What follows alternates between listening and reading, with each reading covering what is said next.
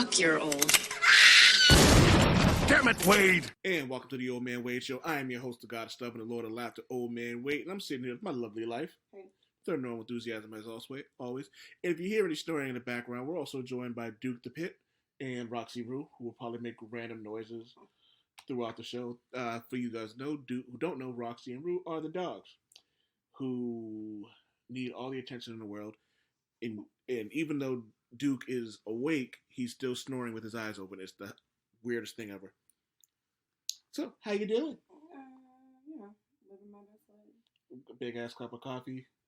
Well, mug of coffee, I should say. Listen, I cleaned the kitchen all before 8:30 a.m.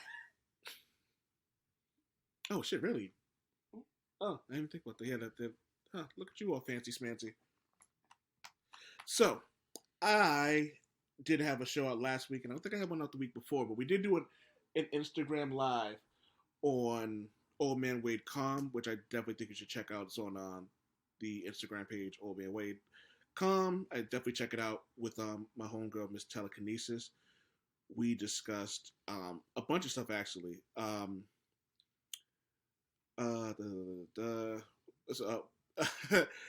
Being creepy when talking to women, the Marvel Cinematic Universe, being pro-choice, and a bunch of other stuff. Like I said, it's on the Old Man Wade Com Instagram page. It's apparently 138 minutes and 13 seconds, and I didn't realize it was that long. Huh?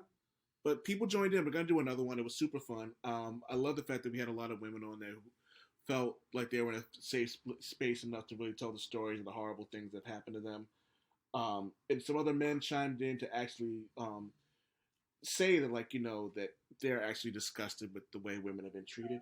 So yeah, so we had to take a quick break, but don't forget, go visit Old Man Wade Com to go check out that video. It's super dope. It's long, but if you want something just to have background noise on and listen to, it's definitely worth the list. The peep, check it out. My wife was on there. She voiced her opinion, and it was funny how she said, "Do I have to be involved?" And I'm laughing. I'm like, you're gonna be involved because you're gonna hear something that's gonna either annoy you or intrigue you, and you're gonna jump right in. And she did. And the stuff that she said was absolutely true. A lot of points were made that even I didn't think about. But again, I'm a guy, so there are going to be things that I don't necessarily think about because the issues that women deal with aren't things that I have to deal with. So it was super, super cool. Definitely make sure you give it a listen to.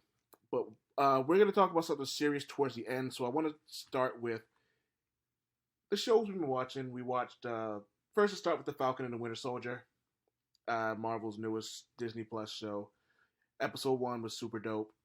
It was fun. You know why? What? Because no Captain America. Fucking sandpaper. It wasn't dry as fuck. Here you go with that again. What? He's like one of those chino-wearing dads, who thinks he's cool because they're on vacation. I hate Captain America. I don't get that. But, that's just me. That's just my thoughts on it. I think my wife is bugging, but I'm gonna let her cook on that. But so I'm guessing you did like it though. Yeah, no, I thought it was good. It seemed more like an MCU movie it seemed more MCU-ish than WandaVision did. WandaVision seemed like its whole its own entity. You know what I mean? It was a lot more dramatic. The episodes were definitely shorter because the Falcon Winter Soldier was 40 minutes. The WandaVision ones were no more than 35 or something like that. So I kind of knew what I was getting into. Falcon and Bucky haven't met yet. Thought it was cool. They opened up with that really intense action sequence with the Falcon flying through the air and saving somebody at the last minute. We saw some stuff from Winter Soldier and past, so I liked all of that. Yeah, no, I thought it was great. Did you have any expectations going in, or were you just kind of eh? I was concerned because as you know, not a big fan of Captain America, the franchise. I don't know, for some reason, the movies are just boring to me. Although I do feel that I like Bucky and I like Sam Wilson. Sam Wilson, yeah. So, because they both have character, though. I think that's my biggest problem with Captain America is he's literally flat. He has like a flat affect. Like, he's just boring. He's like, literally, like I said, the epitome of like dry toast with no water while in the desert. Like, I'd rather starve. Like, you just think he's just too, like, not too all-American and wholesome. No, it's not even the wholesome piece. Like, he's just boring. He's boring. You can be wholesome and not boring. Like, I feel like he always wears neutral colors because everything else is too loud. Born in like the 1920s, so yeah, he only wears like neutral colors. I don't know. Bucky only wears neutral colors. Yeah, but they don't look. I don't know. It's different. Do you not like Chris Evans? Is that what it is? Do you hate Chris Evans? No, I don't. I mean, I hate him as Captain America. I don't know. Ladies and gentlemen, I'm gonna make my wife sit down and watch all 3 Captain America movies, and I'm willing to bet. And I'm going to fall asleep through them again, like I always do. But sure thing. I'm willing to bet money that after the MCU is over, we've watched Infinity War and Endgame, that she likes the trilogy better now. And it's funny, you liked Civil War, Captain America Civil War. It was okay to me. Like, you know what I mean? It did not something I go back and watch. I watched the giant fight scene, but I don't. It was like the weakest out of all 3 Captain Americas to me. I do like that they didn't stifle Sam Wilson's blackness. You know what I mean? Yeah, no, I like that. I mean, I feel like every show is going to make that point now because it's the popular thing to do. Yeah, like who knows if it was genuine or not, but I guess it's representation is important. So yeah, being allowed to have the character be black and deal with things that black people actually have to deal with. Like I love the idea of him who's served in the military, saved the universe, disappeared for 5 years, and they really did question like, oh, where were you for the last 5 years? He was like, I didn't exist. Yeah. And it was like, oh, well, what about this? He goes, well, I have a job. I work for the military. I'm doing all this other stuff. And he still couldn't get a bank loan. Yeah, no, that was sad. And someone pointed out, I hope I still have the picture. They was talking about Vision, who is an android. Man, it's one of those moments I wish I would have had this queued up because it was actually super funny. Here we go. White privilege is being able to buy a dream home property with your wife with no job, no proof of history, no birth certificate, and no fingerprints, while your black co-worker with a successful business and collateral can't refinance his house they already own. Yeah, no, it's true. And I saw that, I went, oh, I never thought about that. But it's 100% true. But I like the fact that they did that. I feel like this season is going to end with him walking back and like slamming like something on the bank teller's, like on the bank manager's desk, going, boom, not getting my fucking loan or something like that. You know what I mean? Yeah. I can't wait for Bucky and Sam to interact because the way they came together in the movies was absolutely glorious. Like, they're hysterical together. Their chemistry is awesome. I honestly can't wait for that to happen. And Sam had, like I said, Bucky trying to make amends for all the horrible things he did when he was mind controlled was deep. And then finding out that the dude he killed was his friend's father. Mm-hmm. And like realized like he's gonna have to make amends with him and like how hurt he was. And then like the little subtle jokes when the bartender asked him how old he was, and he goes, oh, 101. And she laughed. He goes, ah, he goes, ah, ha, ha, ha. I can't, yes. It was kind of cool. I like that it's an MCU movie. Excuse me, it's an MCU series. It's not going to be like WandaVision. I hope that people don't go in there thinking that it's going to be like that, because it's absolutely not going to be. Yeah. And my favorite part of watching this show with you was at the end of it, when they showed that dude who looked like Captain America. He was like, who the fuck is that? Oh, yeah. Like, he had the most punchable face I've ever seen in my life. I was like, they picked the perfect person to play that. Like, that stupid square jaw and stupid arrogant grin. Like, I get to be Captain America and I did nothing to get there. You know what I mean? No, exactly. Yeah, no, I agree with you. They knew what they were doing. I can't wait to see what happens next. And the internet went crazy with that. I know I made a meme and it said, it had Russell Westbrook under it. He goes, whose man's is this? Or has there ever been a more punchable face? To which Jeremy said, Tucker Carlson. I was like, yeah, I can't argue that. Who's Tucker Carlson? I'll pull up a picture, but trust me, he has a very punchable face. I mean, you can show me later, but And next up, so I also watched we just watched the Invincible trailer, which I knew you were gonna absolutely love. Oh. So we watched the teaser trailer, and then we watched the most recent trailer that came out. And you seemed glued to all the stuff like that, and it was like the action looked really good and all that. But what did you think of the animation? That was the first thing that popped in my head, was like how crisp.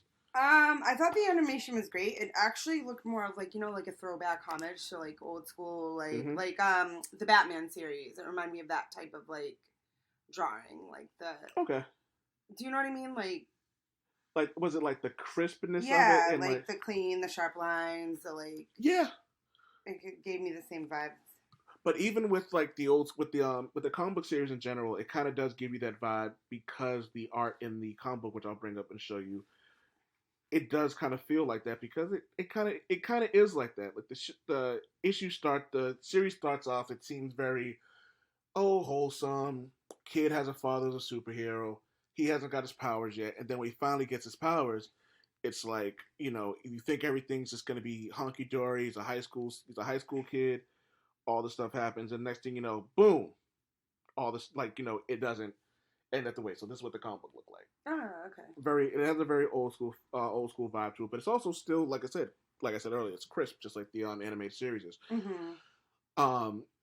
There was a scene where a superhero was just running through a bunch of people in blood spray. He was like, oh, because with the way the trailer was going, you didn't expect something like that to happen, because, like I said, it seemed very old school, very Superman from the, like, we watched it on the CW when we were kids, or Batman the animated series, and then maybe it was Fox. It doesn't matter. But then to see him running through that, what was the first thing that popped in your head? Like, seeing how like violent and bloody it got out of nowhere. I like shows when they do that. Like, I feel like because so many things get brought down to like PG-13 and stuff, you don't really get to experience what the comic is really about. Like, I know that sounds kind of ridiculous in a sense, because do you really need to see the violence? But I think it's kind of important at the same time. It is, because it adds a sense of realism to it. I think that's one of the reasons why you in particular and a lot of other people gravitated towards The Boys. Yeah. Because we saw things that, like, we would assume that, like, would happen, with superheroes. Like, the corporations are going to get involved. They're going to have to keep up an image, but in private, they're doing all sorts of, like, debaucherous things. Yeah. Like, you know what I mean? So, like, when we that little dude in The Boys jumped in that woman's vagina, we were like, what the fuck? Yeah. I was like, yeah, if a dude could do that as a superhero and the woman was going to let him do it, yes, he's totally going to do that. Yeah. You know what I mean? Without a doubt. So, yeah, like, it's everything that you want it to be, and this is Invincible is going to be like The Boys in a sense where there's going to be a lot of realistic aspects to it. It's not going to be as dark in some ways. Mm-hmm. You're not going to get as much cursing and innuendos. It's and I hate to keep harping on the same word, but it's a wholesome version of a really fucked up world. Yeah. Because, like, Mark Grayson, who is Invincible, he's in high school. And he just gets these powers, and then he has to go to college. And then he ends up working for the government, and then while he's working for the government, and his, like, bills are being paid and all this other stuff, he has a thought to himself. He goes, why am I even going to college if I have these powers and I'm always going to have them? You know what I mean? So then he has that. So you're not stupid? But then again, like, there's that. Sorry. But then it's the question that every superhero goes through when they have a normal spouse or a normal significant other. Can they relate to the fact that, like, hey, at the drop of a hat, I'm gonna have to go save the world? Yeah. And then on the other side of that, the other person's feeling selfish for saying, "What about my needs?" when their needs are insignificant to that of billions. But in there, there's no selfishness in asking these questions. Yeah. You know what I mean? So no, that's true. They show two sides of the story. They also, I think my favorite part about the comic book series, which I really hope they get into with the show, is Mark grows as the show grows. Okay. Because when you first meet him, he's a senior in high school. By the end of the series, I can't tell you how old he is, But at the end of the series, you go back and you've seen how much he's grown as a person and as a hero. And towards the end of the show, him and his significant other define what a hero is to them. Okay. And at one point, they go, fuck heroes. And another point that I really want to make is, as the show he doesn't win a lot of the times because he's still super young. And a lot of the villains that he's fighting are experienced, so he's gonna mess up a lot. Okay. People are going to die because of the mistakes he's made, but he's also gonna save some people. He's gonna have run-ins with the government. He's gonna have run-ins with all these things going on. But for the most part, he's a really good hero that makes a lot of really stupid, childish mistakes. But again, he's a kid. So I can't wait to watch it. By the time the first episode comes out, this will have already been out. I think everyone's gonna love it. And also on top of that, there's a really good cast of people on here. So we have Sandra Oh, who was in what's the show you like? Grey's Anatomy, playing his mother. J.K. Simmons. Everyone knows that J. Jonah Jameson is playing his father, Nolan Grayson, or Omni-Man. Stephen Young, who is in The Walking Dead, is playing Mark Grayson. Zazie Bates is playing Amber Bennett. Walter Goggins, who we know from The Shield, is playing a dude called Cecil Stedman, who's like the head of the U.S. military. I think the CIA maybe, but like he's in charge of like superheroes and getting done. It's like, and he looks like a Southern dude who would like. When you see I'll show you a picture of him later, but when you look at Cecil, he looks like he'd have like this really Southern accent, and like really, in like, really kind of like aggressive tones. Like, this works. Jason Mantzoukas, Rafi from the League, is playing a dude who's essentially a dickhead in the show, so that works. Kevin Michael Richardson, who's done a ton of voice acting, is playing these guys called the Mauler Twins. And Mark Hamill, who's awesome in general, so everyone knows Mark Hamill. Zachary Quinto is playing a dude called Robot, and if he's in something, I'm all for it. He was in Heroes. He was Sylar. Your Baby Daddy's on here. Seth Rogen playing a guy called Alan the Alien, and there was one more. A couple of people. Jeffrey Donovan. He played Michael Scott in Burn Notice, but he's playing a really good character. So they picked a really good cast of characters. There's some other people on here, but for the most part, those are probably the biggest names that are on here in terms of the characters and the voice actors. I absolutely think everyone is going to love this, and I can't wait to talk about this on the show with you more. Next up, we watched the 4-hour event Justice League, which took us 6 hours to watch because we started talking, we started laughing, we started joking, we were drinking. Some people were imbibing in the greenery. Mm-hmm. Before we get into Justice League, what'd you think about it? It was long. It was so long. I just remember being like, wait, how much time is left? Remember, we were at like 37 minutes. We stopped for something, and I was like, well, I mean, we must be like halfway through. And you were like, no, Maria. I didn't think it was horrible. I thought some of the stuff they added back in was cool. I thought some of it was stupid. Let's stop right there. The stupid thing with Aquaman and the woman in the sweater. Yes. Or the weird ocean singing from the like ladies of the friggin' Icelandic wherever he is. That was like so random. I was like, why? Okay. I guess it was to get across the point that like they look at him like a god. I don't know, but it was like, I don't know. It was just very odd.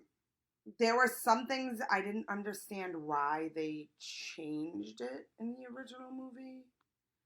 Yeah. Like, because what they put in the movie that came out was so much more stupid. Yeah. Like, and one of the things they took out that I thought they should have left in was the scene where Superman was choking Batman. He goes, "You won't let me live. You won't let me die." And he goes, "The world needs you, but does it need you?"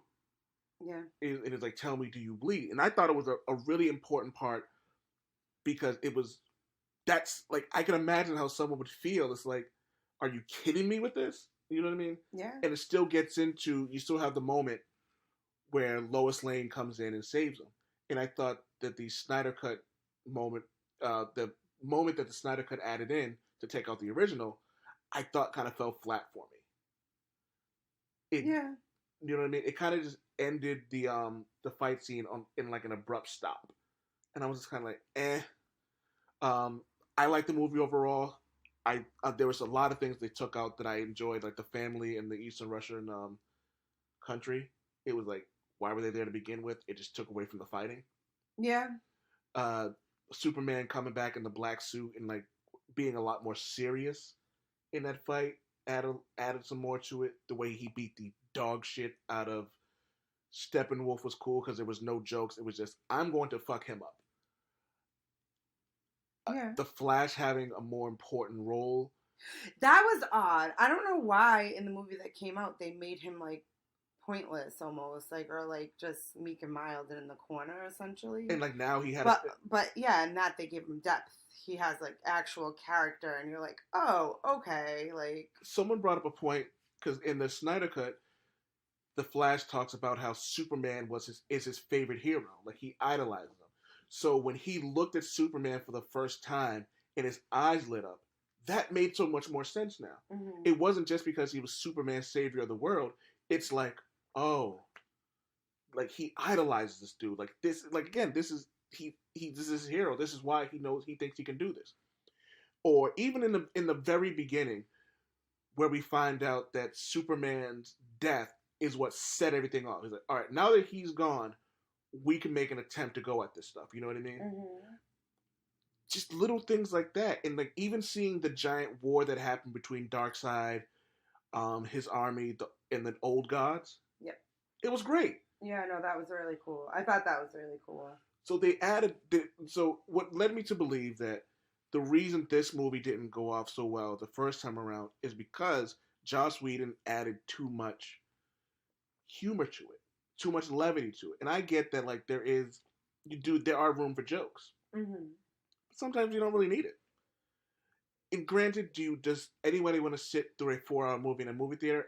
Absolutely not.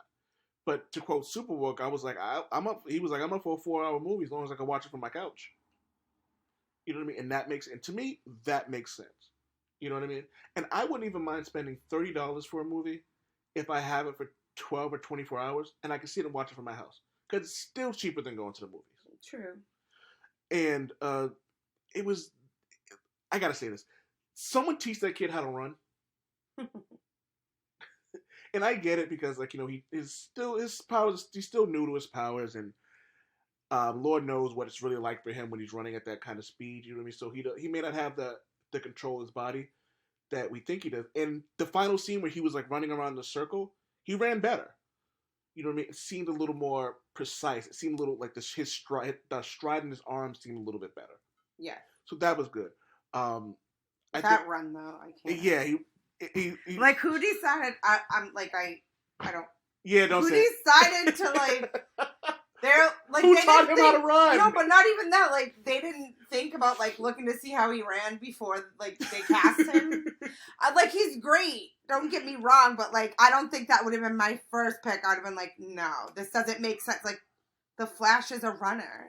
Like, well, he wasn't a runner then. Like, he was a forensic scientist. You know, no, one of them was. That's his fucking powers, running. Like, well, it's not. It's fast. Like he said. He looks special. He looks like Forrest Gump when the braces popped off. No, Forrest Gump ran better than him. Ugh, it's ridiculous.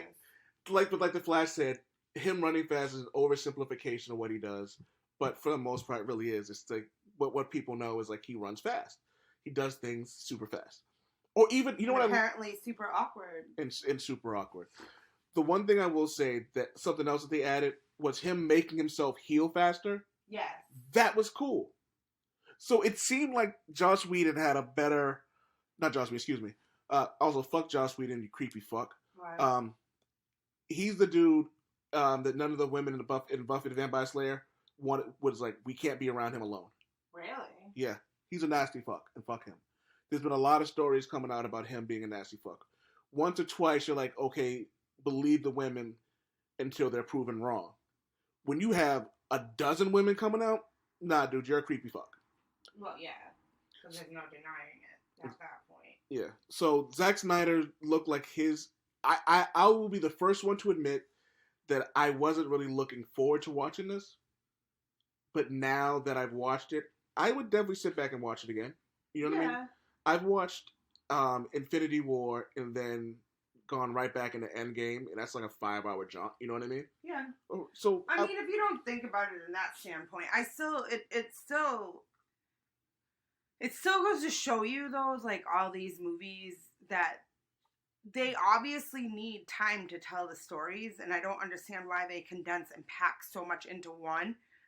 I mean, excuse me. I mean, in one sense I do, because they're trying to not only relate to the comic world, but to, like, regular everyday people, right? Like, they're trying to give them, like, they're trying to make it so that if you don't know anything about the comics, it's still, I guess, enjoyable for you. Yeah. But I also feel like catering to the masses versus the comic book fans that have been there forever who actually know everything, it's stupid, because those are the people that are going to keep on rewatching it, waiting for the next time. Actually, me, and I say this as a comic book fan, we're the minority when it comes to these things. So I absolutely understand why they do the things they do. However, I think that the way Zack Snyder did it made a lot of sense, because didn't have to be a 4-hour movie. That could have been two separate movies. That's exactly what I mean. Instead of rushing it, but for some reason they feel like they have to rush it. And then you have the idea of, like, what Marvel's doing when they're specifically making TV shows that kind of bend into all this. So now there is no lapses when it comes to, like, what's going to happen. And these movies are going to lead to the next movies. WandaVision is going to lead into Doctor Strange in the Multiverse of Madness or something like that. Doctor Strange's Multiverse of Madness, however it goes. So those two connect.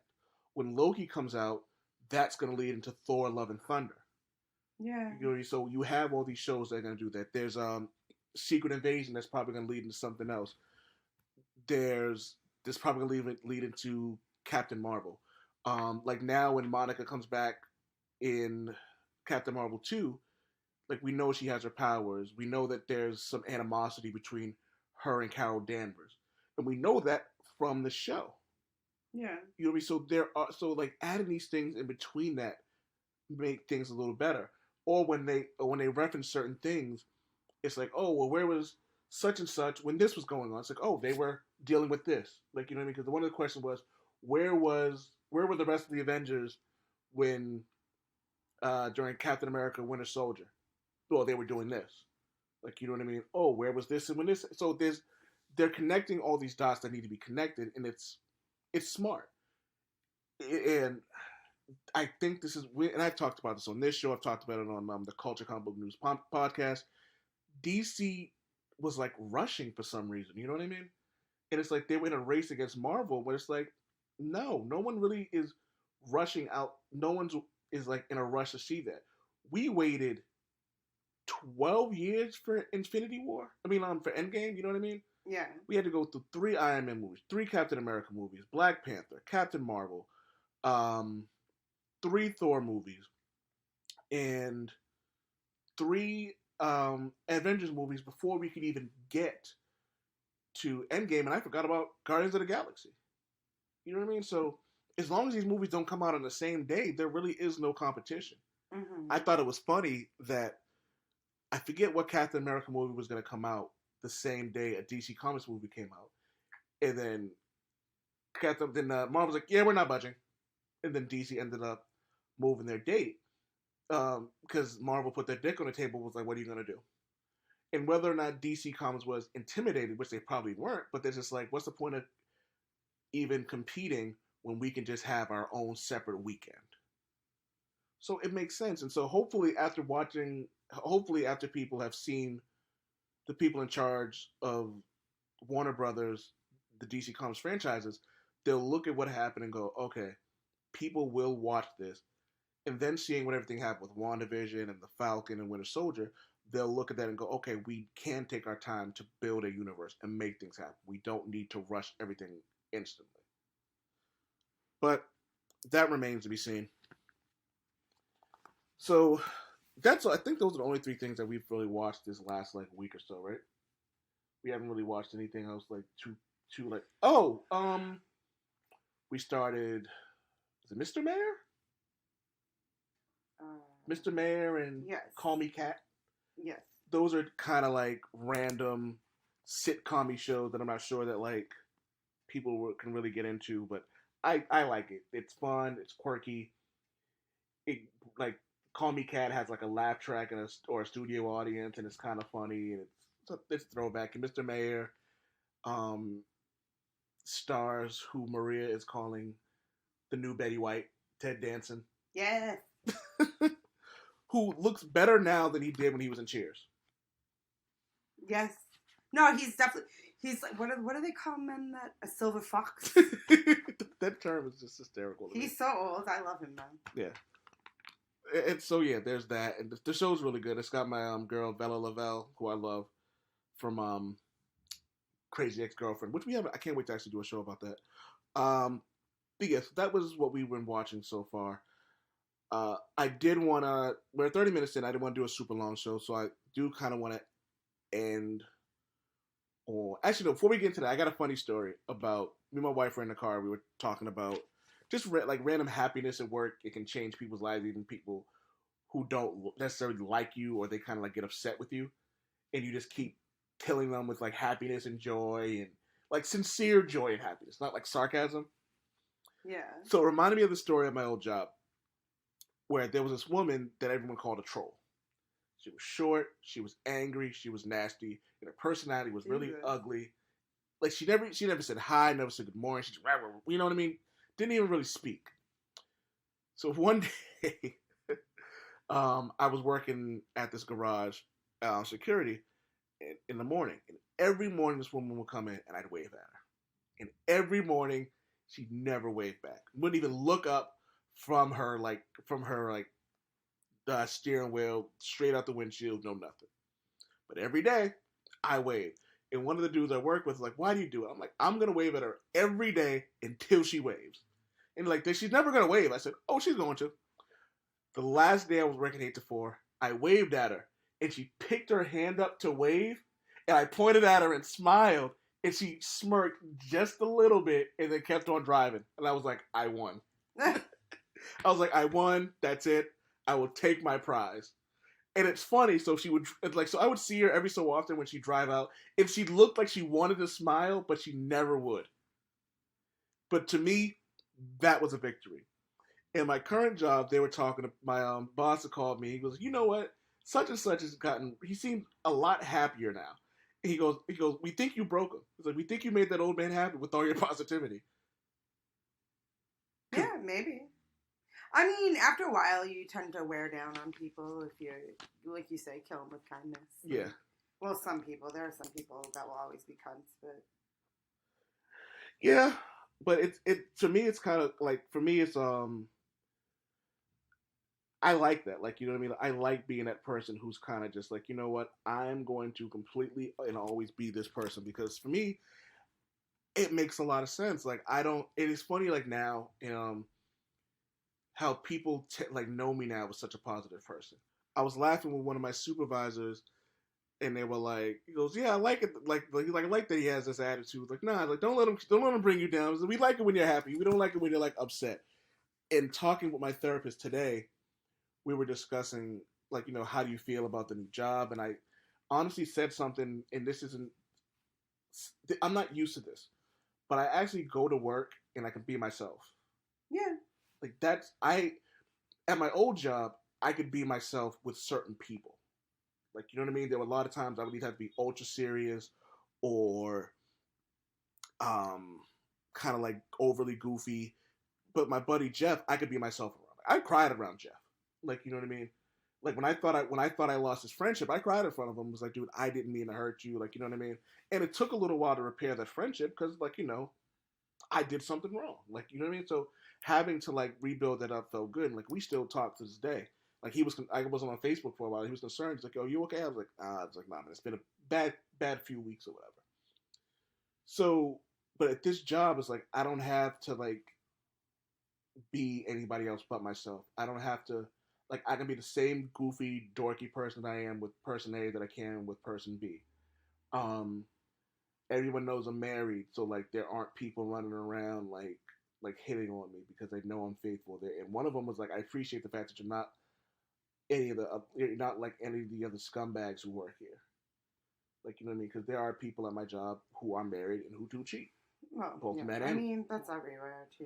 yeah, exactly. But like I talk about you often. I make it a point. So basically, what I had to edit something out. But what my wife was saying was like, where at work it can be a very sexually charged place. Is what you were gonna say, right? Yeah. So I just had to edit that out. But it can be. But a lot of it has to do with like adrenaline. When you're going running to do something, and like everyone's adrenaline's pumping, like, you know what I mean. It's essentially we're all animals. You know what I mean? So some people may look more attractive now, and then like, you know what I mean, and like you exude pheromones. Um, but again, because of who I am and people know me, like they know that like not even to look at me that way. You know what I mean? Because I'm not that dude. And some people like, you know, bully to them. If that's what you want to do, be my guest. It ain't me though. So, but it's cool. I love my job. I'm actually shocked that I can say that I really enjoy about 90% of the people I work with. It's also awesome that all of my direct superiors on my particular shift are all people of color. They listen. They tend to listen, and they won't bullshit me around. And I appreciate the hell out of them. So yeah. And I think there are some people there that if and when I do move on, or if they move on, I think I would definitely still keep in touch with them. And I mean, that's networking. Yeah. But you know me, I'm very like reserved with certain people. My therapist said to me that like I don't let people into my circle often. Mm-hmm. But when I do, it's a little bit different. And so for me to like even think about like even getting somebody's number to be like, hey, XYZ ABC, you know what I mean? So, yeah. So I just want to say that. So I'm super happy about my job. And again, it's still weird to me to know that like people actually give a shit, like, you know what I mean, like tell them about my writing, and they were like, oh, you like, it was like, oh, like you get paid to do it. It's like, oh yeah, and they're like, oh, that's super dope, and it's not like in a sarcastic, snarky way. I mean, because you're a writer, we've had this conversation. But you know how it is. Some people go, oh, your little writing job, or your little, you know what I mean? Because people. I mean, who do you know that says that to you though? You'd be shocked. Or says a lot of people, but like a lot of people. I know, but to you, nobody's ever said that to you. People said it to me. Really? Yeah, but they're assholes, so fuck them. But no, so like I said, I'm happy to have this job and stuff like that. So on to a more serious note. A couple days ago, we had another shooting in Colorado, and it was the 7th shooting in 7 days, and we're over 100 mass shootings in the year.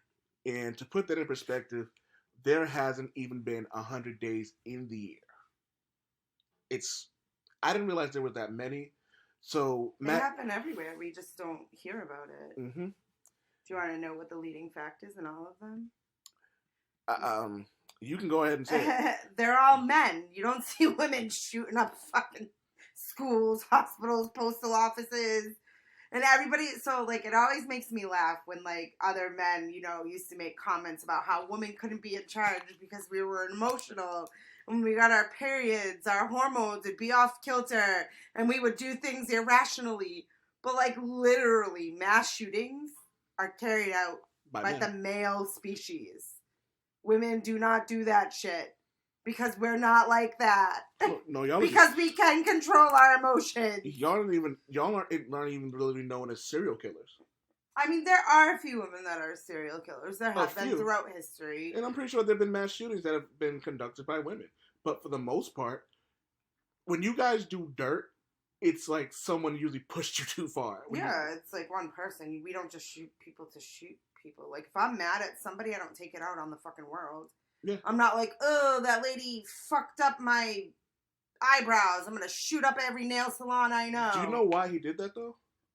Because he couldn't get sex? I don't know. What? He was a sex addict and he started shooting up massage parlors. I think that was an excuse. It was. Honestly. I think it was an excuse to carry out and murder Asian Americans so that the white fucking cop who decided to tell everybody that he had a bad day. He just had a bad day. And fuck you for that. For those like words that, that come out your mouth. I don't understand how that man still has a job. How do you say something like that on national television? The people's families, their friends, like other Asian Americans, like he just had a bad day. That's not a bad day. Having a bad day is like stubbing your toe, yelling at somebody, and then going back and apologizing because, you didn't get enough sleep or you didn't deliberately carrying out murder on several different people at several different locations, all of Asian descent, is not a bad day. You're a piece of shit. That's homegrown terrorism. That is racism. That is disgusting. It's domestic terrorism. It's exactly that. And people need to actually normalize that as well. When you do what they did was the definition of terrorism. And for those of you who don't know what the definition of terrorism is, I will tell you what it is. Terrorism, the unlawful use of violence and intimidation, especially against civilians, in the pursuit of political aims. Like, you know what I mean? That's what that is. There is no other way for it. Or excuse me, Department of Defense Dictionary of Military Terms define terrorism as a calculated use of unlawful violence or threat on unlawful violence to incite to inculcate fear, intend to coerce or intimidate governments or societies in the pursuit of goals that are generally political, religious, or ideological. Mm-hmm. That's what all this has been. Yeah. Like, you know what I mean? Like, cut that shit the fuck out. Like, call it what it is. It's fucking terrorism. So the problem with America and with society in general is we want to pretend that everything bad is an outside world people thing, and nobody wants to admit that we produce people like this. That this isn't just a bad day. That this dude is legit like a terrorist. Your sex addiction, even if it was that, let's say that's the excuse, the fucking bullshit excuse for going out and murdering a bunch of Asian American people. Your sex addiction is not somebody else's problem. Your inability to control yourself is not an excuse, nor should it be excused by anyone, especially law enforcement, as an excuse for doing something like this. Again, saying things like, oh, he just had a bad day as an officer is fucking bullshit. I don't care what color he was. I would have not have gave a fuck. Like, doesn't matter. In no way, shape, or form is it appropriate to say a person who murdered several people at several locations just had a bad day. It's befuddling to me that people are okay with that. It is befuddling to me that all these people who love to scream about law and order are always quiet when it comes to this shit, right? Like, or the gun control we need the cops, or we need this. No, the gun control people are on this. It's the people. No. The people who want gun control are on it, but the people who like in the NRA, he just had a bad day, Mark. Yeah. That's the part that really befuddles me. Well, the whole thing is that's the whole point about gun control, right? Why do we have to have AR-15s, assault rifles, for average, everyday citizens? You're not doing anything with that. It's not for hunting. It's literally just to murder people by the masses. Because you wouldn't hunt with a gun like that. It would destroy your meat. There's literally no reason to own that gun. And if you want to shoot it, fine. Have them be at gun ranges where you can go and test it out. Because what the fuck do you need to own something like that for? For why? Like, what other reason than to shoot off multiple rounds in the quickest fucking possible fashion to murder as many as you can in a very small time frame? Yeah, there's literally no justification justified reason for someone who is an average, everyday citizen to own a weapon of that caliber. If we're gonna take, I'm gonna take it a step further to something that we talked about on the IG live about the audacity and the I guess audacity could be the only word I use. No, the audacity and the entitlement of men to think that like they can just go out, grab a gun, and just start shooting people. They had a bad day. What are you talking about? You know what I mean? Like it's nasty, it's disgusting. I don't think that like it's and I've said this on this podcast before. Captain America had a quote when he was talking about terrorism, and he said, "People like us will never understand that because our minds can't go to the places that theirs is." You know what I mean? Mm-hmm.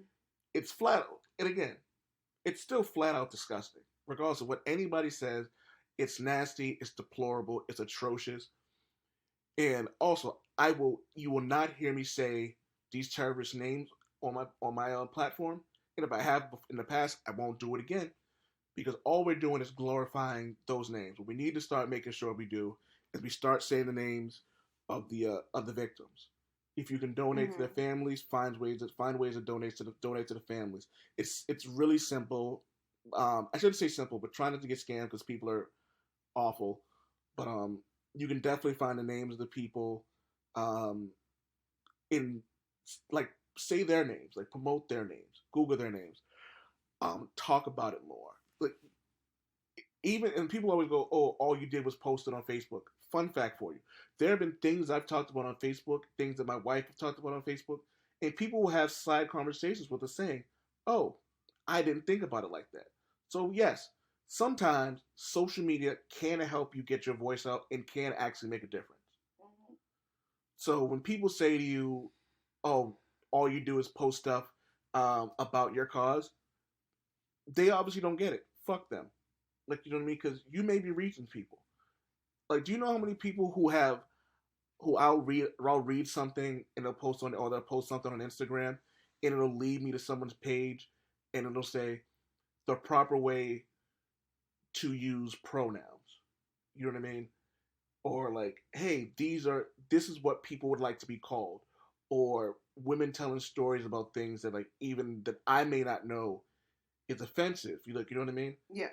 And granted, I'm out the game, so I don't have to worry about flirting and things like that.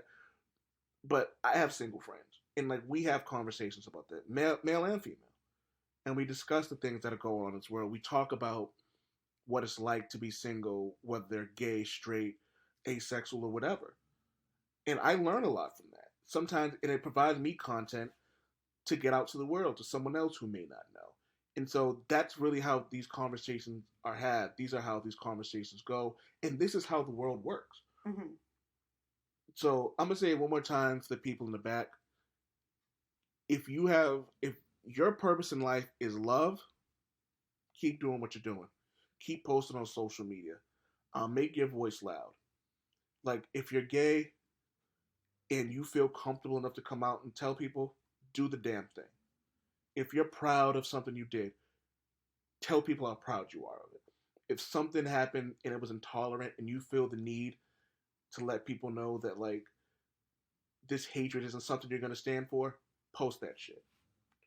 If you have friends that you're close to that you can ask questions to and know that they won't judge you, ask these questions. Don't be ashamed to ask. That's another thing. Don't be ashamed to inquire about stuff. You're never too young or you're never too old to know things.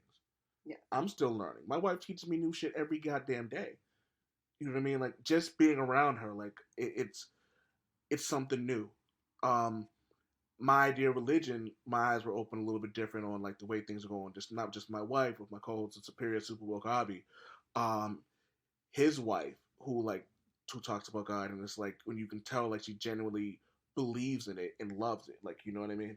My homegirl Amanda, like she's really spiritual. My twin, like she, like, you know what I mean? She has a way of thinking about things, and I can relate to her in terms of like the energy that people disperse and the energy that you bring inside. Yes. If you're closed off, if you're closed off, you don't know these things. You don't realize these things because you're not allowing information to be accepted. And like, what kind of person wants to be ignorant to anything? You know what I mean? You can learn. You can learn anywhere. Like so, there are things that you're always going to be able to learn, and to close yourself off from that, it seems counterproductive. Like the thing, oh, no new friends. You're an idiot. I'm glad I've made friends over the last few years. You know what I mean? Yeah. I'm glad that like my circle has expanded. I'm glad that like I have somebody I can go to with my writing. I'm glad I have friends who trust me enough to let me read their writing. You know what I mean? I'm inspired by my best friend Lavelle, who like father, husband, works a part-time job, works a full-time job, runs a website. You know what I mean?